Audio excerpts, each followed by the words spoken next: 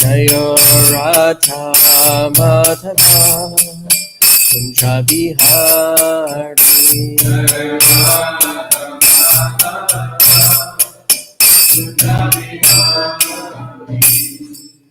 Jayom Vishnupad Paramahamsa Paravrati Kacharya Asta Parasata Sri Shamada's Divine Grace of Hoy Charanaravinda Bhaktivedanta Swami Maharaj Srila Prabhupada Ki Jai. Shri Caitanya Charitamrta Ki Jai. Vaishnav Sangha Vaishnav Seva Ki Jai. Nitai Gaura Premanandi Hari.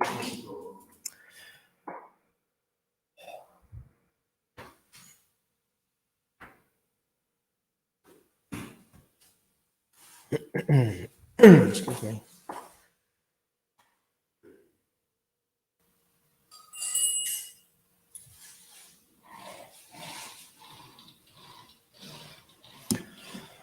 Okay, so this is on now. So we're reading from the Sri Caitanya Charitamrta, Madhya Lila, chapter 18, the Lord's visit to Sri Vrindavan, beginning with text number 4. Jai Jai Sri Caitanya Jai Nityananda. Jai Jai Sri Caitanya Jai Nityananda. Jai Advaita Chandra Jai Gaura Bhakta Vrinda. Jai Advaita Chandra Jai Gaura Bhakta Vrinda. Jai Jai Sri Caitanya Jai Nityananda. Jai Jai Sri Caitanya Jai Nityananda. Jai Advaita Chandra Jai Gaura Bhakta Vrinda. Jai Advaita Chandra Jai Gaura Bhakta Vrinda.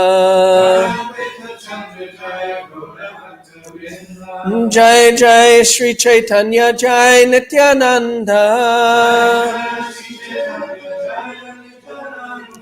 Jai Jai Sri Caitanya Jai Nityananda. Jai Advaita Chandra Jai Gaura Bhakta Vrinda. Jai Advaita Chandra Jai Gaura Bhakta Vrinda. Sri Caitanya Charitamrta Ki Jai. Om Jnana Timirandasya Gyananjana Shalakaya Chakshurun Militam Yena Tasmai Shri Gurave Namaha. Shri Caitanya Manobishtam Stapitam Yena Bhutale Swayam Rupa Kadamayam Dadati Swapadantikam. Vandeham Shri Guru Shri Yuta Padakamalam Shri Gurun Vaishnavamscha Shri Rupam Sagrajatam Sahagana Raghunatam Vitam Tam Sajivam Sadvaitam Savadutam Padajana Sahitam Shri Krishna Chaitanya Devam Shri Radha Krishna Padan Sahagana Lalita Shri Vishakam Vitamscha Nama Om Vishnupadaya Krishna Prasaya Bhutale Srimati Bhaktivedanta Swaminiti Namane Namaste Saraswati Devi Gauravani Pacharane Nirvishesha Sunyavadi Pastacha Deshatarane Vancha Kalpatarubhyascha Kripa Sindhubevacha Patitanam Pavanebhyo Vaishnavebhyo Namo Namaha. Jai Shri Krishna Chaitanya Prabhu Nityananda Shri Advaita Gadadha Shri Vasadi Gaura Bhakta Vrinda. Hare Krishna Krishna Krishna Hare Hare Hare Rama Rama Rama Hare Hare. So we're beginning with text number 4. We won't read the Bengali because there's a lot of verses before it even gets to anywhere with a purport, and there's also a few things that we can sort of say along the way. So Sri Chaitanya Mahaprabhu asked the local people, "Where is Radha Kund?" No one could inform him, and the Brahmin accompanying him did not know either. Just as a recap from last week, the verse which was read last week was Sri Chaitanya Mahaprabhu danced in ecstasy, but when he arrived at Arit Gram, his sense perception was awakened. Then he says, Sri Chaitanya Mahaprabhu asked the local people, where is Radhakund? No one could inform him, and the Brahmin accompanying him did not know either. So does anyone remember, or in fact was it even mentioned last week, why is it that Aritgram prompted Lord Chaitanya to ask the question, where is Radhakund? Does anyone remember? Who's been reading Krishna book? What would what pastimes of Krishna would the word arit sort of, yeah, Aristasura. Aristasura was the name of the bull demon who attacked the residents of Vrindavan. And Krishna killed Aristasura. And so the place where Aristasura was killed became known as Aritgram. It would have been Aristogram, and then gradually over thousands of years it became known as Aritgram. So when Krishna killed Aristasura, although he was a demon, he was still in the form of a bull. So after killing Aristasura, Krishna then approached the gopis so that he could enjoy pastimes with them. And the gopis said, we can't associate with you because you killed a bull. And a bull is a symbol of religion. And therefore, we can't go near you. And Krishna tried to defend himself that, well, he was a demon in the shape of a bull. But they said it doesn't matter. He was still a bull. And so Krishna said, well, then what do I have to do? And they said, well, you have to bathe in all the sacred rivers in all the universe. And Krishna said, well, I can do that, no problem, but it's going to take a long time, and I want to enjoy pastimes with you now. So then Krishna stamped his foot on the spot, and he created a big hole, and then he called all the sacred rivers personified to come and enter into the hole. And then this place became known as Shamakund. And then Krishna, he entered into Shamakund, and he bathed in Shamakund, and then the gopis said, okay, now we can perform pastimes with you. And then Krishna said, well, I'm not going to perform pastimes with you. You took the side of a demon. You're also going to have to bathe in all the sacred rivers personified. So then the gopis, they formed a big chain. They took their bangles. They broke their bangles. Bangles is kankan, right? Or kanchan. The Sanskrit word for bangle is kanchan. And then they took the bangles and they used them as like spades to dig a big hole next to Shamakund. And then they formed a chain, because there were many gopis, and they formed this big chain to Manasi Ganga. Manasi Ganga is up the road from Radhakund. It's at the other end of Govardhan Hill. So they formed this big chain, and they started bringing buckets of water from Manasi Ganga so that they could create their own lake. But they were becoming very, very tired. And so Krishna, becoming compassionate on the gopis, he called the sacred rivers personified again. And then they approached Srimati Radharani and they said, please bless us that we can enter into your lake as well. So then they entered into Radharani's lake, and this became Radhakund. So Shamakund and Radhakund. So this pastime happened right after Krishna killed Aristasura in the same area where Aristasura was killed. So therefore, when Chaitanya Mahaprabhu understood that the place was Aritgram, then he knew Radhakund and Shamakund must be nearby. The Lord then understood that the holy place called Radhakund was no longer visible. However, being the omniscient supreme personality of Godhead, he discovered Radhakund and Shamakund in two paddy fields. There was only a little water, but he took his bath there. So if you go to Radhakund, then actually Shamakund, it's at one end of Shamakund, there's a small temple, which some of you may have been. Sometimes it's called Chaitanya Baitak, which means the sitting place of Chaitanya Mahaprabhu. And sometimes it's known as Tamil Tala, because there's a big Tamil tree there. And Chaitanya Mahaprabhu sat underneath this Tamil tree and meditated on Radhakund and Shamakund. And then the places where Radhakund and Shamakund were situated, they became revealed to Lord Chaitanya. Who's been to Tamil Tala? Anyone? Dr. Raghunath, you been? Is Imlital not the place on the bank of the Yamuna where Chaitanya Mahaprabhu sits? Imlital is when you're coming round on the Parakram path, and then there's a beautiful deity of Chaitanya Mahaprabhu as a sannyasi. That's Imlital, and that's also described in Chaitanya Charitamrta. So so you can actually go to the place where Chaitanya Mahaprabhu sat and meditated, and then Radhakund and Shyamakund were revealed to him. When the people of the village saw Sri Chaitanya Mahaprabhu taking his bath in those two ponds in the middle of the paddy fields, they were very much astonished. The Lord then offered his prayers to Sri Radhakund. Of all the gopis, Radharani is the dearmost. Similarly, the lake known as Radhakund is very dear to the Lord because it is very dear to Srimati Radharani. Just as Srimati Radharani is most dear to Lord Krishna, so her lake known as Radhakund is also very dear to him. Of all the gopis, Srimati Radharani is certainly the most beloved. And Prabhupada says this is a verse from the Padma Purana. Excuse me. In that lake, Lord Krishna and Srimati Radharani used to sport daily in the water and have a rasa dance on the bank. Indeed, Lord Krishna gives ecstatic love like that of Srimati Radharani to whoever bathes in that lake even once in his life. The attraction of Radhakund is as sweet as that of Srimati Radharani. Similarly, the glories of the Kund lake are as great as Srimati Radharani's. Because of its wonderful transcendental qualities, Radhakund is as dear to Krishna as Srimati Radharani. It was in that lake that the all-opulent Lord Sri Krishna performed his pastimes with Srimati Radharani with great pleasure and transcendental bliss. Whoever bathes just once in Radhakund attains Srimati Radharani's loving attraction for Sri Krishna. Who within this world can describe the glories and sweetness of Sri Radhakund? This verse is found in the Govinda Lilamrita.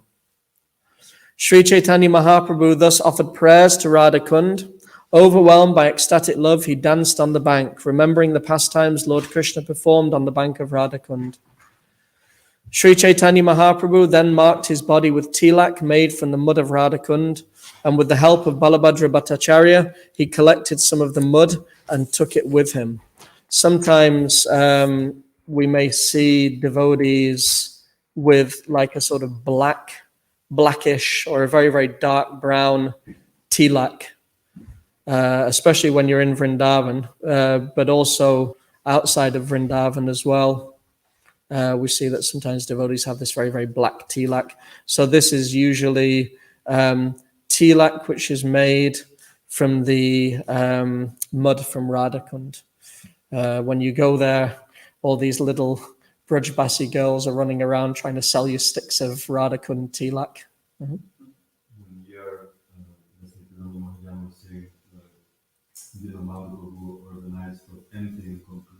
That's right.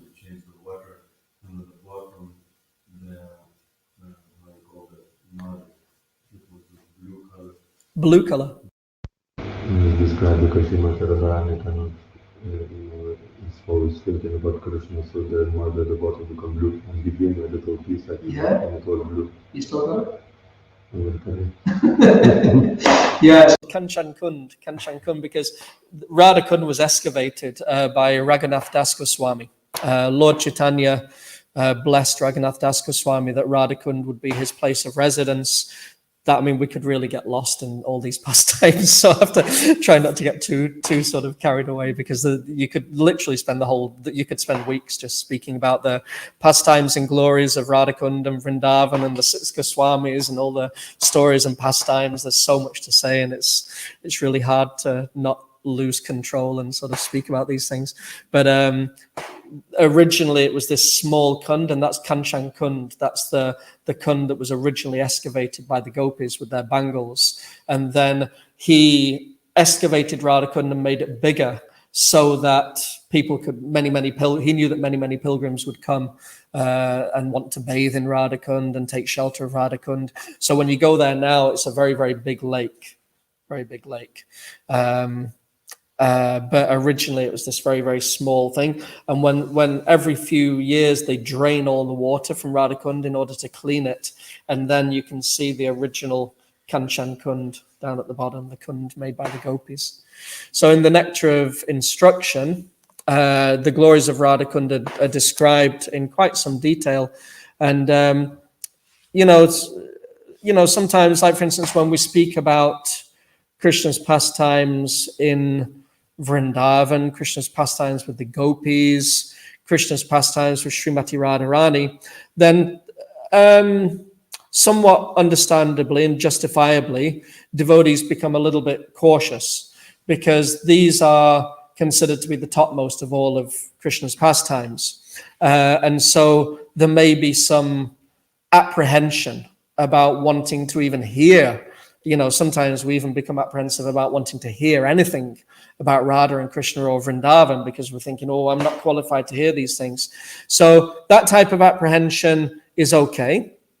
But at the same time, we have to understand that Lord Caitanya came to the material world ultimately to actually give Vraj Prema, to give the pure love for Krishna in the mood of the residents of Vrindavan. This was ultimately his intention. And so the process of Krishna consciousness is there to awaken that pure love for Krishna in the mood of the residents of Vrindavan within the heart. So if we're following a process, we should at least know the goal of the process, that this is ultimately what it is that we're trying to attain. Obviously, at least we would hope somewhat obviously, we have to practice according to our own personal qualification, but also we can keep the goal in mind, that this is where we hope to reach one day.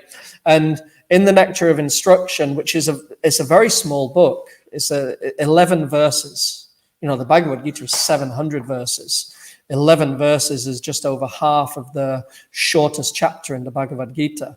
So it's a very, very short writing by Srila Rupa Goswami.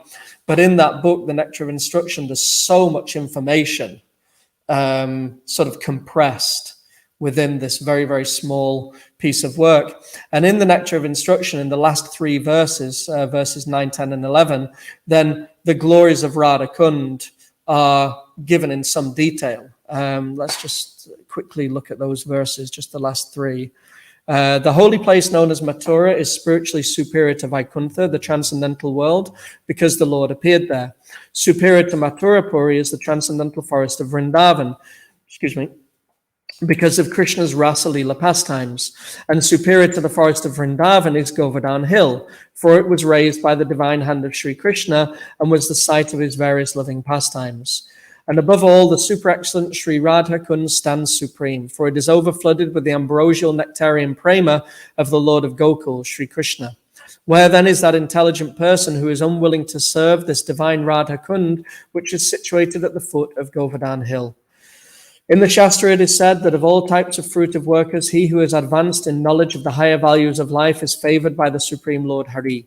Out of many such people who are advanced in knowledge, jnanis, one who is practically liberated by virtue of his knowledge may take to devotional service. He is superior to the others. However, one who has actually attained prema, pure love of Krishna, is superior to him. The gopis are exalted above all the advanced devotees because they are always totally dependent upon Sri Krishna, the transcendental cowherd boy. Among the gopis, Srimati Radharani is the most dear to Krishna. Her Kund is as profoundly dear to Lord Krishna as this most beloved of the gopis. Who then will not reside at Radha Kund and in a spiritual body surcharged with ecstatic devotional feelings, aprakrita bhav, render loving service to the divine couple Sri Sri Radha Govinda, who perform the Ashtakaliya Leela, their eternal eightfold daily pastimes. Indeed, those who execute devotional service on the banks of Radha Kund are the most fortunate people in the universe. Of the many objects of favored delight and of all the lovable damsels of Vrajabhumi, Srimati Radharani is certainly the most treasured object of Krishna's love. And in every respect, her divine Kund is described by great sages as similarly dear to him. Undoubtedly, Radha Kund is very rarely attained even by the great devotees. Therefore, it is even more difficult for ordinary devotees to attain. If one simply bathes once within those holy waters, one's pure love of Krishna is fully aroused. Has anyone bathed in Radha Kund? Jai Hare Krishna. So we actually, it's interesting. When the Nectar of Instruction was originally presented to Srila Prabhupada's disciples on the Bhaktivedanta Book Trust, because Prabhupada sort of set up this body of devotees who were responsible for editing and publishing his books. So they sort of had this policy that they would read through the books, and then based upon the books, they would decide how many copies are we going to print. So for something like Bhagavad Gita, they would print tens of thousands, even hundreds and thousands of copies, because it would be for mass distribution to as many people as possible. And then for books like, the fifth canto of the Srimad Bhagavatam, which describes the hellish planets and things like this, then, okay, let's not print so many of those because, we don't want to sort of scare people away from Krishna consciousness. So when they looked at the Nectar of Instruction, it was His Holiness Jayadvaita Swami. He read through it. He really enjoys telling this story. He read through the book, and then they decided to publish, I think, something like either 5,000 or 10,000 copies. So it was quite a relatively minimal amount of copies, because they considered that all this information about Radhakund and Radharani, it was very confidential information.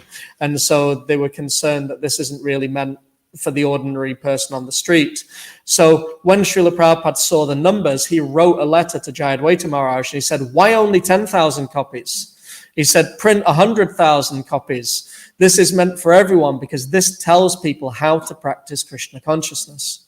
Because there are 3 verses in the end of the Nectar of Instruction which describe the glories of Radhakund and Vrindavan Dham, but there are 8 verses which precede those, which explain how one actually becomes qualified to enter into these higher realms of bhakti. And Prabhupada's purports for these verses are very, very, very practical. He gives very practical day-to-day instructions that this is how we live our lives in such a way that by practical application of these teachings, we can actually become qualified to enter into Radhakund and enter into Vrindavan Dham. So there's a lot of information compressed within a very, very short space. And Prabhupada gave this as one of the 4 basic texts which devotees should study on the Bhakti Shastri course. So Bhakti Shastri is like the basic sort of foundational course for studying Srila Prabhupada's books. And often the Nectar of Instruction is the book which is studied first. So this is not information to hide away from. Rather, this is information to embrace and to see, here is the goal, and here is how I am going to actually get to that goal. So very, very practical.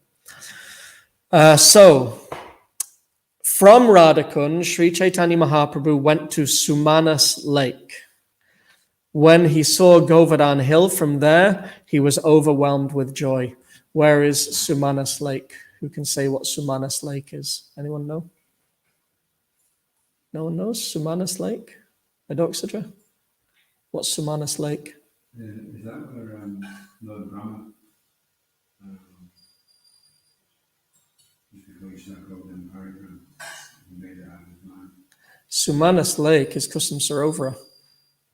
Sumanas Lake is Kusum Sarovara. It's another name of Kusum Sarovara. So if you look at, it's one of the most famous sites in Vrindavan. Quite often you see, if you Google Vrindavan, Kusum Sarovara is you're bound to see a big picture of Kusum Sarovara. It's this big, long temple with a beautiful, huge, big kund. And over the last sort of 20 or 30 years, we've been quite fortunate here in Scotland because the devotees have developed a nice relationship with the elderly devotees who sort of look after and care for Kusum Sarovara.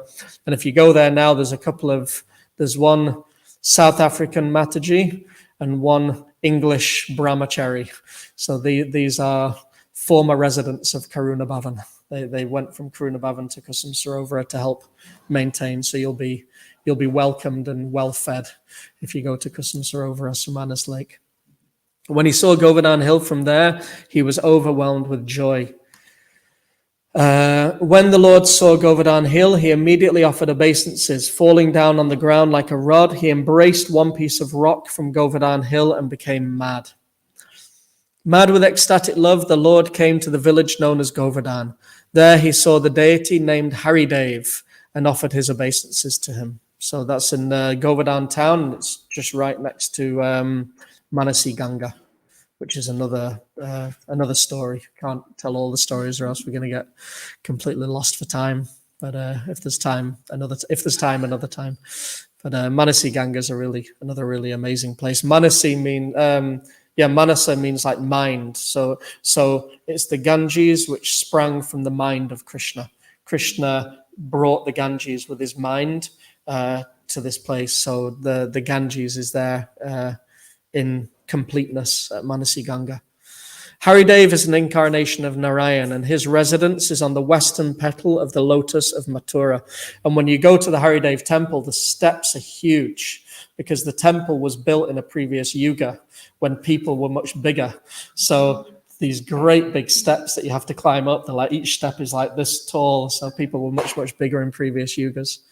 Haridev is an incarnation of Narayan, and his residence is on the western petal of the lotus of Mathura. Mad with ecstatic love, Sri Caitanya Mahaprabhu began to dance before the Haridev deity. Hearing of the Lord's wonderful activities, all the people came to see him. The people were astonished when they saw Sri Caitanya Mahaprabhu's ecstatic love and personal beauty. The priests who served the Haridev deity offered the Lord a good reception. At Brahmakund, the Bhattacharya cooked food. So maybe Brahmakund, Doxaja, is the place you were thinking of. The Bhattacharya cooked food, and the Lord, after taking his bath at Brahmakund, accepted his lunch. That night, the Lord stayed at the temple of Haridev, and during the night, he began to reflect. Sri Caitanya Mahaprabhu thought, since I shall not at any time climb Govardhan Hill, how shall I be able to see Gopal Roy? Thinking in this way, the Lord remained silent, and Lord Gopal, knowing his contemplation, played a trick. So it's interesting. We've sort of, thank you to modern technology, we now have an opportunity which we practically never had in the past, which is if you go on YouTube and you type in drone footage of Govardhan Hill, we now have the opportunity to see something which we were never able to see before, and that is this amazing aerial footage of the whole of Govardhan Hill. You know, there's all these devotees now, they're sort of flying drones over the top of Giriraj, so they get to see. And you look at the top of Govardhan Hill, you can actually see from the ground as well, but there is at least one, maybe two temples on the top of Govardhan Hill. One time in 2001, we went to Vrindavan, the Dr. Prabhu was there, and our friend Megha Sham was there, and the three of us were doing parikram of Govardhan Hill. And we came to a certain point, and the young boy who was our guide, he was probably about, 11 or 12 years old. He was sort of taking us around Govardhan Hill. And at one point, he climbed up. He started running up Govardhan Hill, and he was going, come on. And we're like, no. Because Lord Chaitanya, he sets the example that as devotees of Krishna who are sort of following this system of my mind's gone blank, not Raganuga Sadhana Bhakti, Sadhana Bhakti, Vaidhi Sadhana Bhakti. You know, we're careful to follow the rules and regulations, and also no matter what level a devotee is on, in order to set an example, they follow these rules and regulations very carefully and maintain a mood of awe and reverence towards Krishna. So even if internally a devotee may have advanced to a more spontaneous level of devotional service and a more intimate relationship with Krishna, externally we follow the rules and regulations, we maintain a mood of awe and reverence, and most importantly, we follow in the footsteps of Lord Chaitanya. He wasn't willing to step on Govardhan Hill. Giriraj is Krishna, so we don't want to put our feet on Krishna. So this then brings up the question, well, why is there a temple on the top of Govardhan Hill, and why are the residents of Vrindavan climbing Govardhan Hill to visit that temple? So this is why Lord Chaitanya himself and the devotees who follow in line of Lord Chaitanya, they caution very, very strongly against sort of getting too close to the residents of Vrindavan, because those who are born and raised in Vrindavan, they just have a different state of consciousness, and it's not something that we can understand. It's not something that we can imitate. Krishna would, Giriraj is Krishna himself, but the cowherd boys and the cowherd girls, they're performing pastimes on Giriraj. So these devotees have a different mood. They have a different type of consciousness, and we serve them. We offer our obeisances to them, but we're careful not to imitate them. And sometimes we even see residents of Vrindavan maybe smoking cigarettes and, doing all sorts of things. And we're thinking, well, how is it that residents of Vrindavan can behave in such a way? It's not something that we can understand. It's just we offer them our obeisances and we follow in the footsteps of Srila Prabhupada and Lord Chaitanya. So in this way, Lord Chaitanya, he was thinking, how is it that I'm going to get to see Lord Gopal, who's sitting on the top of Giriraj, when I myself can't climb up and step onto I don't want to put my feet onto Giriraj. So thinking in this way, the Lord remained silent, and Lord Gopal, knowing his contemplation, played a trick. Coming down from Govardhan Hill, Lord Gopal granted an interview to Lord Sri Chaitanya Mahaprabhu, who was unwilling to climb the hill, thinking himself a devotee of Lord Krishna. Gopal stayed in a village called Anakut Gram on Govardhan Hill. The villagers who lived in that village were mainly from Rajasthan. And Prabhupada says, the village named Anakut Gram is referred to in the Bhakti Ratnakar. Oh, this is actually here. We're on the purport. So is this where it mentions Anyor? Okay, so let's read this purport, Srila Prabhupada's purport. So just the verse again. Gopal stayed in a village called Anakut Gram on Govardhan Hill.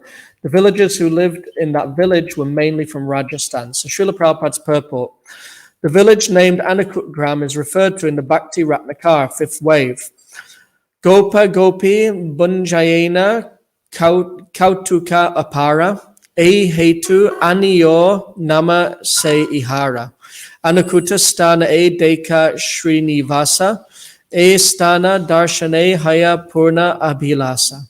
Here all the gopis and the gopas enjoyed wonderful pastimes with Sri Krishna. Therefore, this place is also called Anyor. The Anakut ceremony was celebrated here. O Srinivas, whoever sees this place has all his desires fulfilled. Who knows what this word Anyor means? Anyor. Bring more. Give me more, give me more. So what's that? What pastime is this? So when during the Govardhan Puja, so when Govardhan was offered and also they were saying, bring more.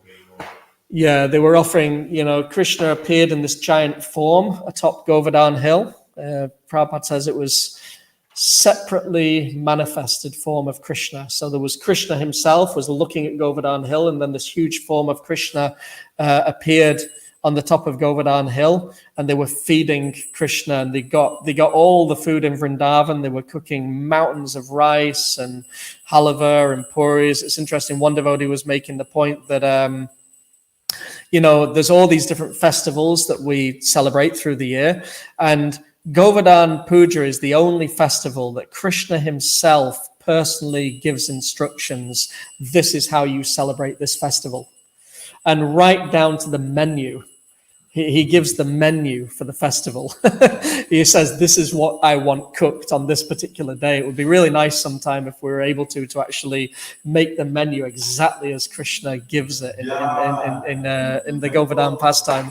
So it's the only festival that Krishna says, this is how you do it. Step by step by step by step, and this is the menu.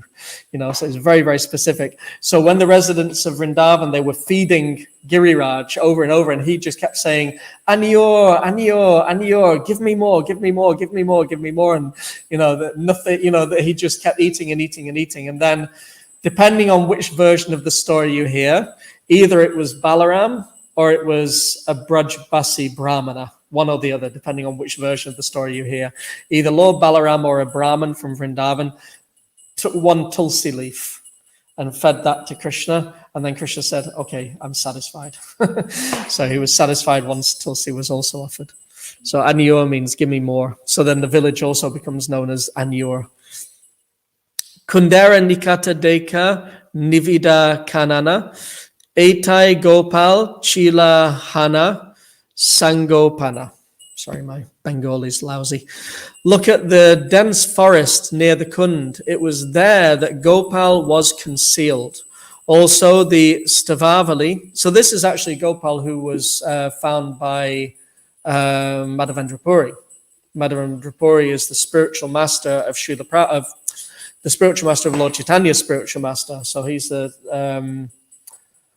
Lord Chaitanya's spiritual master, Ishwara Puri. So he's Ishwara Puri's guru. So this is at Govindakund. If you go to Govindakund, this is where Madhavendra Puri was meditating. And when you go to Govindakund, that's a really nice place to see Govardhan Shilas. There's many Govardhan Shilas just there on the banks of Govindakund. Govindakund is at the foot of Govardhan Hill. And in 1998, some of us from Karuna Bhavan, we went to Vrindavan, and 3 of us went to Govindakund, myself included. And it was at Govindakund that Giridhari Lal in 1998 came from Govindakund. He went and stayed at Kusum Sarovara for a few nights to get well fed, and then he took the plane back to Scotland. So that's Govindakund. That's Govindakund. So this is also the place where Gopal, the deity of Gopal, was found. He was hiding in the bushes, and Madhavendra Puri found him and established a temple for him on the top of Govardhan Hill. Let's try and read the Sanskrit. It's a little tricky. Vrajendra Varyarpita Bhogam Ucher Dritva Brihat Kayam Ager Utka. Sorry, excuse me. Varena Radham Chalayam Vibhunkte Yatrana Kutam Tad Aham Prapadye.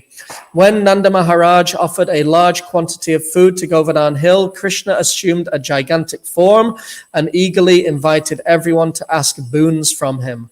Then, deceiving even Srimati Radharani, he ate all the offered food. Let me take shelter of the place known as Anakut, where Lord Krishna enjoyed these pastimes. So this is the goal. This is, Chaitanya Mahaprabhu. There's a wonderful story where Narada Muni was in great anxiety about seeing the condition of the fallen souls in the material world. And so he went to Dwarka in the spiritual world to petition Krishna, please do something for the sake of the fallen souls in the material world. And just before Narada Muni arrived at Krishna's palace, Krishna had gone to his palace, and Rukmini Devi was informed that Krishna was on his way, so she got everything very nice. Even though the palace was already clean, she cleaned it and she got everything nice. And then Krishna arrived, and then she started bathing Krishna's feet. And as she was bathing Krishna's feet, she was crying. And Krishna was asking Rukmini, what's wrong? What's wrong? And Rukmini said, nothing's wrong. It's just you cannot understand the love that your devotees feel for you. And when we see you, we become overwhelmed with love for you. If only you could know what it's like to love you in the way that we do. So Krishna was bewildered. He was a little bewildered. Like, how is it that anyone can understand something that I don't understand? Krishna's the Supreme Lord. He's the source of everything. How can anyone, how can anyone know something which he doesn't know? So he started becoming curious. And Rukmini actually said to him that if you want to understand the love of your devotees, then try to understand the love of Srimati Radharani, because she is the greatest of all your devotees. And by knowing of her love, then you will know of the topmost love of your devotees. So Krishna, this desire grew within his heart that he wanted to understand what it felt like to have the love of Srimati Radharani. And just when this exchange was going on between Krishna and Rukmini, Narada Muni arrived, and he explained to Krishna that all the souls in Kali Yuga, they're suffering so much, they've completely forgotten you, and they're suffering so much chasing after sense gratification. Please do something for them. So these two occurred at the same time. So then Krishna made two vows. He said, I will experience the love of my devotees, and I will give that love to the fallen souls of Kali Yuga. And then he revealed for the very first time his form of Lord Caitanya. And he revealed that form to Rukmini Devi and Narada Muni. This pastime is described in the Chaitanya Mangala by Lochan Das Thakur. So this was the first time that he appeared as Lord Caitanya. And then Lord Caitanya descended to the material world with the aim of achieving these two goals: to experience the love of his devotees and to distribute pure love for himself, pure love for Krishna, and particularly in the mood of the residents of Vrindavan. So Krishna, Chaitanya Mahaprabhu, he came to give the highest possible benediction to the least qualified. That's why he's known as Patita Pavana. Patita Pavana Gaurahari, the savior of the most fallen. Patita Pavan means savior of the most fallen.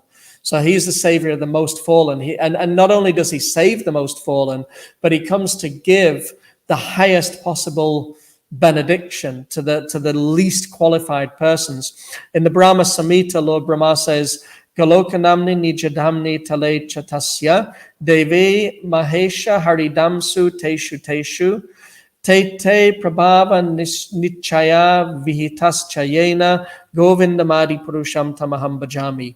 Lowest of all is located Devi Dham, the mundane world. Next above it is Mahesh Dham, the abode of Mahesh, that's Lord Shiva. Above Mahesh Dham is placed Hari Dham, Vaikuntha, the abode of Hari, the Vaikuntha planets, the spiritual world. And above them all is located Krishna's own realm named Goloka.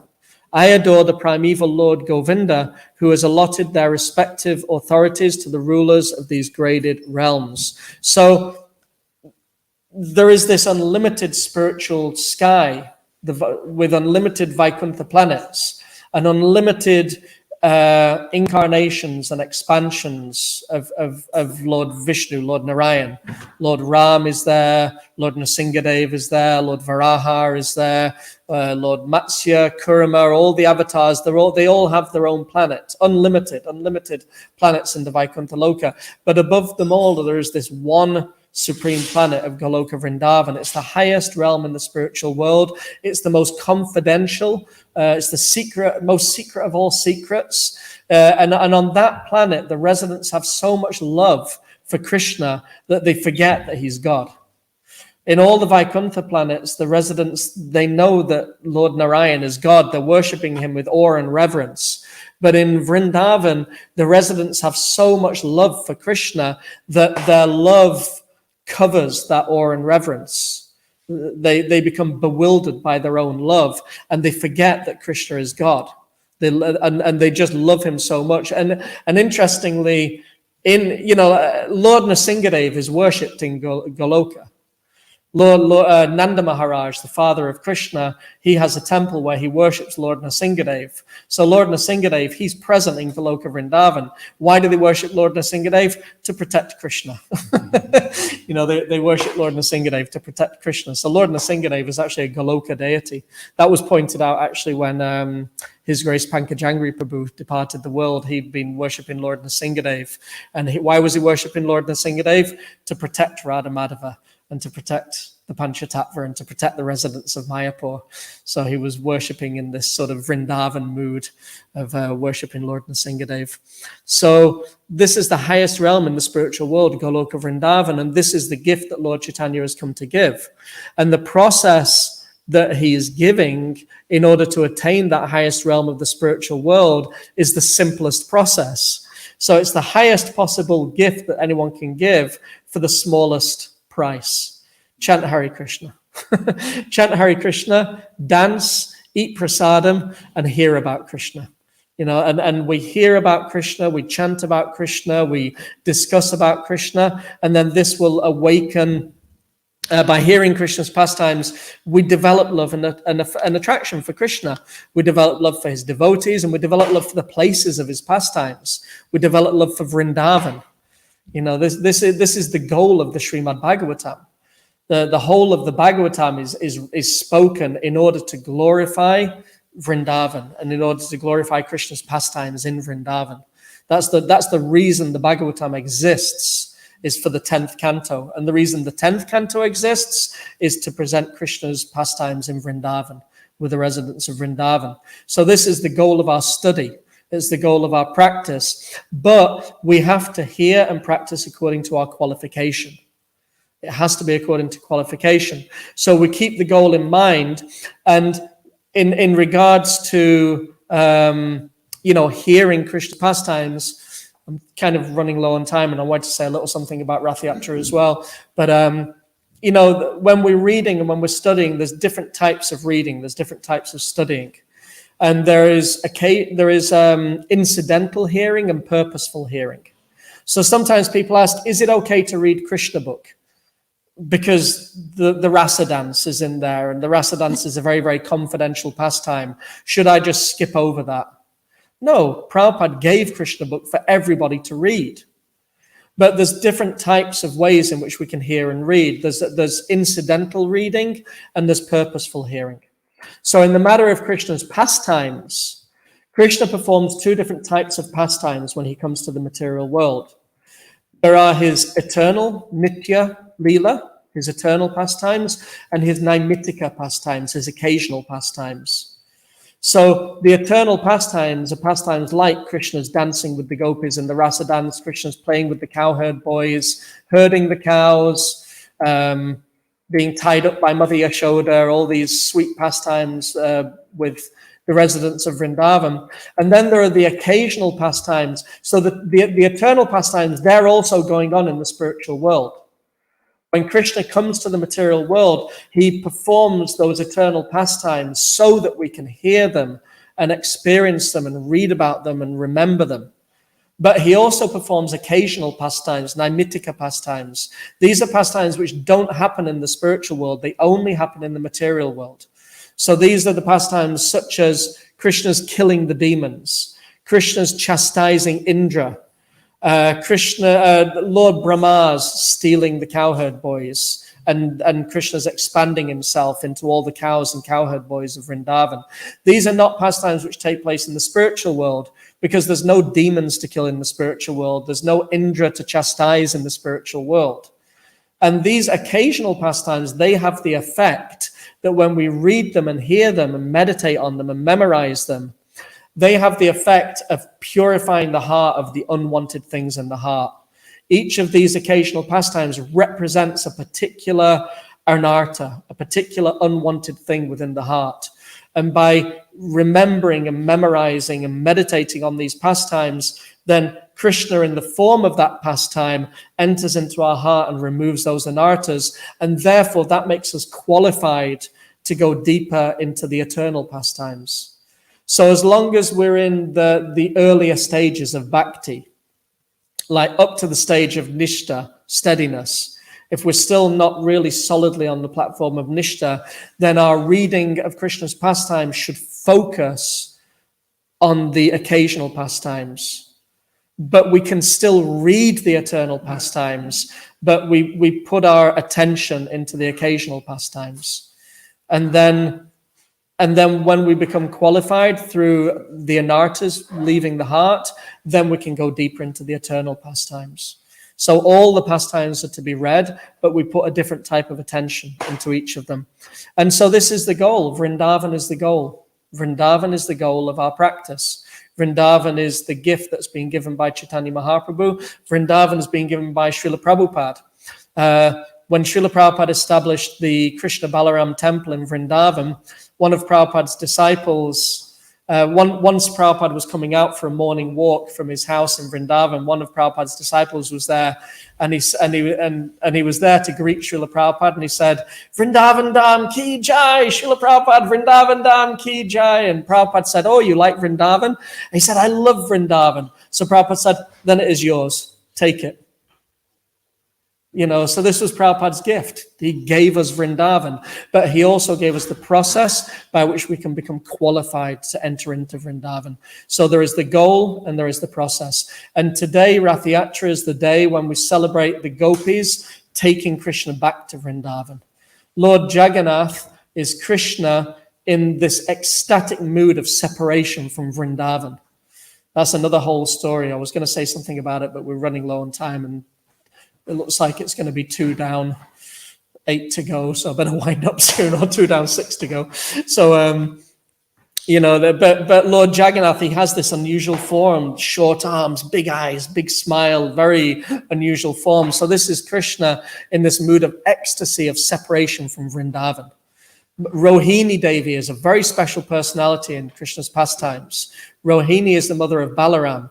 But when Vasudeva and Devaki were put into Kamsa's jail, Rohini went to Vrindavan to live under the care of Nanda Maharaj. So Rohini is the only person who witnessed both the Vrindavan pastimes and the Dwarka pastimes.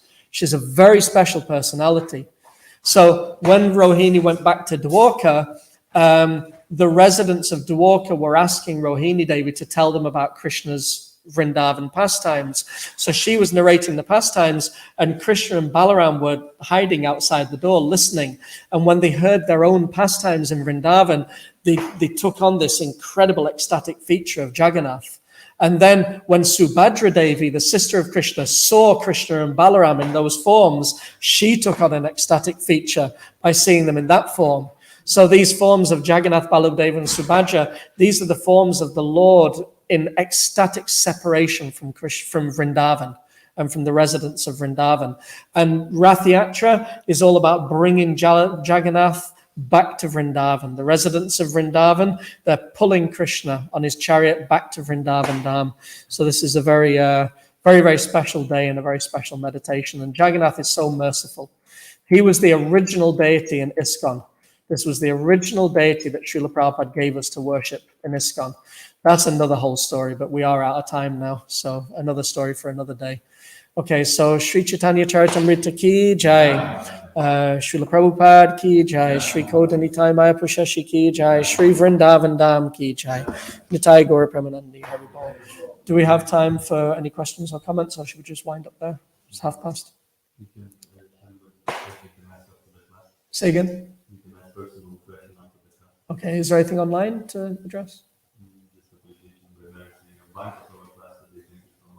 Say what, sorry? Thank you so much. Hare Krishna. Well, a class is only good if the audience blesses the speaker to be able to say something nice. Vaishnav Sangha ki jai, Nitai Gaura Premanandi Hari Bol.